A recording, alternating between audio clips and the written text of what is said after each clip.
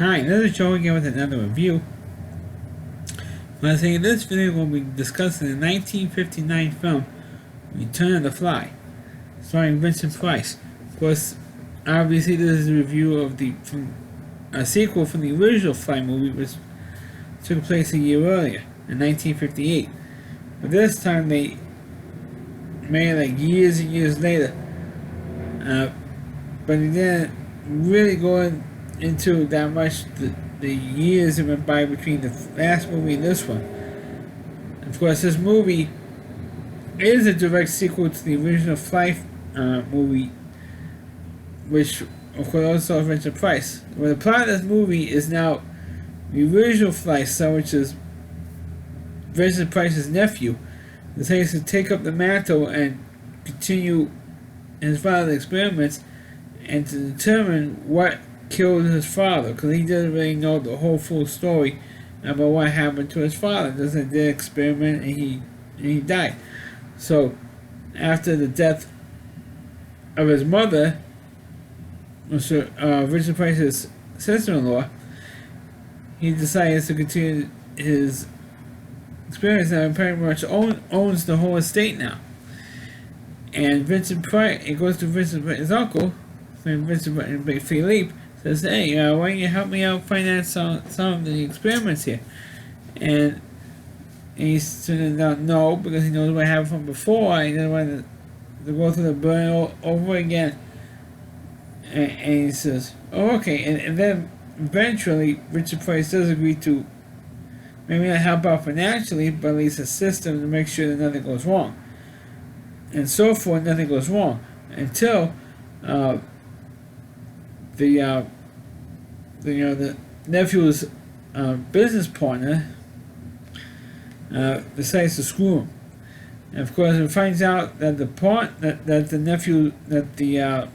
son of the Fly, it should be renamed Son of the Fly instead of Return of the Fly in this film, because it's really the son's story.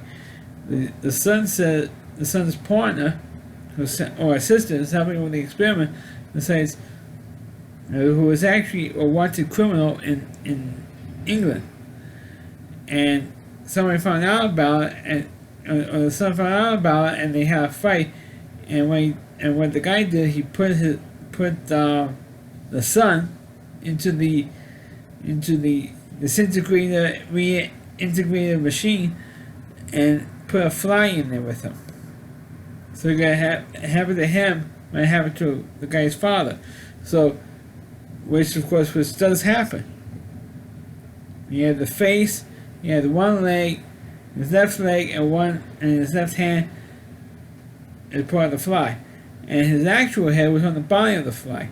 You did hear him say, "Help me," like in the original film. So, of course, what happens is that now the same thing happened, and now, of course, the same thing's all happening all over again. At first, you thought it was just an accident, like what happened before, but I realized that it wasn't an accident. The guy who put him in found out that his partner stabbed him in the back and put him in the chamber with the fly. So now we had to find out the fly, which they found rather easily. Unlike in the original movie, where they didn't find him right away, or capture him right away, this time they did. So, which is a good thing. But now they have to find the body that has the head and the legs and stuff, and the hand of the fly.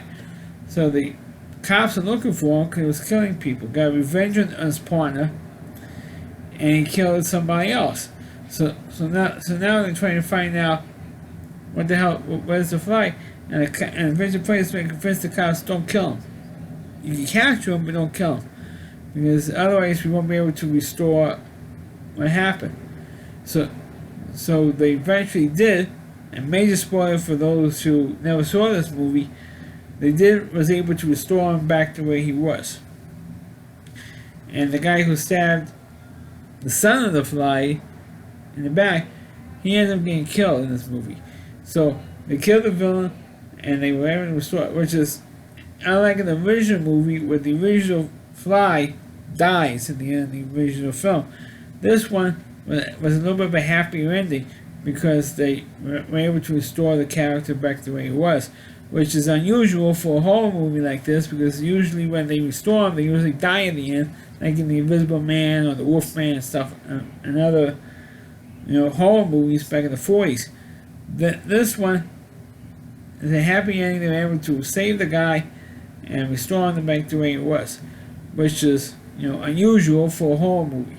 Because usually, like you just said, they usually die at the end in these things. But the movie is great to see Richard Price in the movie again, and playing the same role as he did in the first one. I mean, he was really the only returning character in this in Return of the Fly. He's the only returning character. And I think maybe one of the cops was also a returning character. But other than that, that was it. Because they actually had a different actor playing the son of Richard Price's nephew. They had a different character, because the original character was maybe 8 to 10-year-old kid, and of course you have to have an older kid to play, an older actor to play that part. And so, but like I said, the only original actors is maybe Richard Price and one of the cops. But I like this movie because I think this movie is just as good, if not better, than the original Fly movie. Maybe even a touch better, because the Fly lived at the end of the film instead of dying. But I still like both Fly movies, the original films. I have not seen the remake with Jeff Goldblum. I have not seen it, and I haven't seen it to this day. But if you want to see it, before you see the Jeff Goldblum version, check out these two: the original Fly movie and Return of the Fly. So that's my review of Return of the Fly. Please click on the video. Please rate it. Please subscribe to my channel. Please forward this video on your Facebook pages. You can check out all my reviews and on my YouTube channel at RowleyC.com, so WDY. C.com is the homepage of the Rowley Reviewer. Chris Lee Moore. Please check out all of his videos on his website. Thanks for watching. Catch you next time.